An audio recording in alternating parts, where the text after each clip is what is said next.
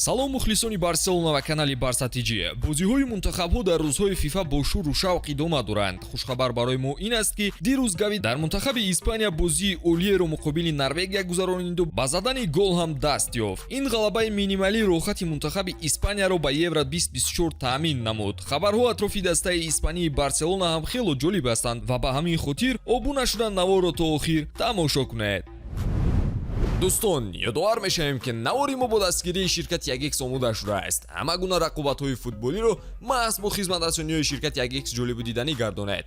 дар 1x регистратсия осон ва пардохт аз тамоми гӯшаи канори дунё, вале муҳимтар аз он бонус то $100 дар аввалин пардохт бо промокоди TG Barca.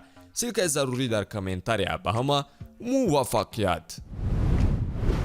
аз ҳайати қаблии барселона Сержио Роберто ки дастбанди капитанӣ феълан ба ӯ супорида шудааст, бозингаре маҳсуб мешуд ки рафтанаш мавсимҳои қаблӣ аз назар дур набуд. даста билохира бо ӯ барои як мавсим тамдиди ҳамкорӣ намуду то тобистони соли 2024 шартномаи нав ба имзо расониданд. акнун гуфта мешавад ки ин кор дигар такрор нахоҳад шуд ва барса ҷавон кардани ҳайатро идома медиҳад. бозии хуби Канселу дар як моҳи охир ҳолати Роберторо боз ҳам бадтар кард, яъне даста акнун ба Сержио камтар эҳтиёҷ дорад. диққат ба ин ҳимоятгари испанӣ кам нест, яъне ӯ пешниҳодҳои зиёд дорад, вале вариантҳои ба ӯ мувофиқ ин аз чемпионати Арабистони Саудӣ ва MLS мебошад. худи Роберто ба дастае рафтан мехоҳад ки фишор дар лига камтар бошад. дӯстон, кадом ҳолати бозии Сержио Роберто дар хотироти шумо боқӣ мондааст? ҳатман ки дар ин бора дар комментария қайд кунед.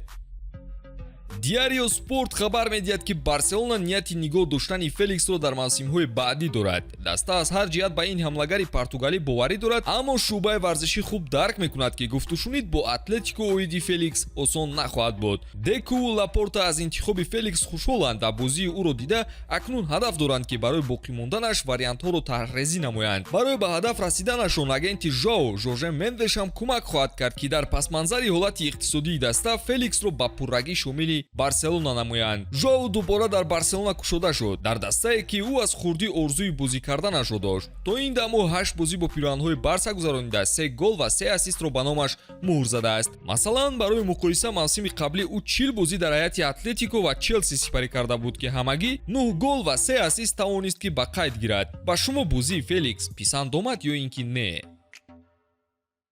боз як хабари хуб барои мухлисони барса. Бруно Гимараеш аз Ньюкасл эҳтимолан ба барса мегузарад. ӯ ҳам орзуи бозӣ кардан дар ҳайати каталониро доштааст. бовар мекунед? ба гуфтаи Diario Sport ӯ ҳозир аст ки маоши худро ҳам барои гузариш поин фарорад. шартномаи бозингар ба фарқ аз дигар дастаҳо барои барселона арзиши камтар дорад, яъне ки 65 миллион евро. ин имконияти хуб барои нилнориҳо ба ҳисоб меравад. баъди дарки ин имконият, барселона бояд барои ҷалби Бруно корҳоро оғоз кунад. Гимараеш яке аз дурахшонтаринҳои ҷаҳон ва лидери Ньюкасл аст. мавсими қаблӣ Ньюкасл дар бозиҳое ки Бруно иштирок намудааст, бо ҳисоби миёна 2 имтиёз ҳар бозие соҳиб шудаанд. ӯ бозингари универсалие аст ки тарафи заиф надорад. Гимараеш метавонад дар дилхо мавқеи нимҳимоя бозӣ кунад. боздошти ҳамлаи рақиб, пасҳои дақиқ ба ҳамла ва прессинги олӣ дорад. темпи бозии Ньюкасл имрӯз аз худи ӯ вобастагии калон дорад. ҳунари ӯро аксаран ба Гюндаган ва Алкантара баробар мекунанд ва ин чиз аз ояндаи зебо доштанаш дарак медиҳад. инаш ҳам як тараф. Бруно дар ҳамла ҳам яке аз нишонзанҳои дақиқияти баланддошта мебошад. хулоса барса ба ҷои харҷи беҳуда метавонад ин футболбозро барои ояндаи худ харидорӣ кунад. ҳамааш дар дасти Лапортау бандаи ӯ мемонад.